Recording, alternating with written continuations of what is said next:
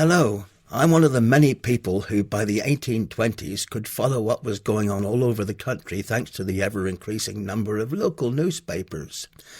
On the 2nd of February 1828, I was sorry to read the following two accounts of a serious fire which had broken out 3 days earlier on the 30th of January.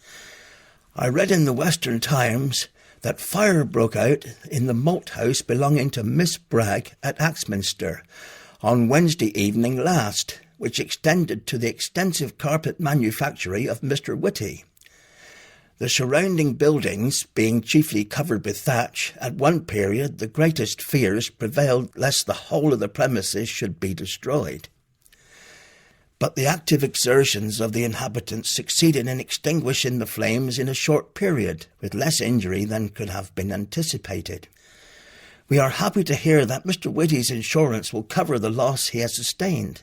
The business of the manufactory is already resumed, and we are glad to find the numerous persons who depend upon it for subsistence will speedily be restored to full employment.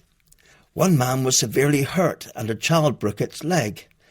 The fire is supposed to have originated from some wool drying over a malt kiln having ignited. This is how the Exeter and Plymouth Gazette reported the same story.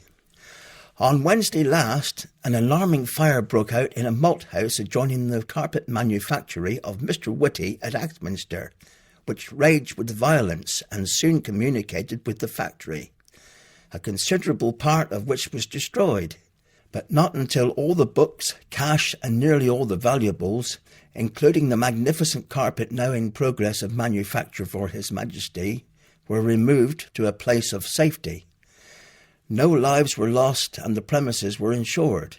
We hear that arrangements have been made by Mr. Whitty for carrying on the business in other premises. I learned later from Mr. Davidson of Axminster that as well as the carpet factory, Miss Bragg's house and her malt house where the fire started, that fire consumed 3 further small houses adjoining the factory.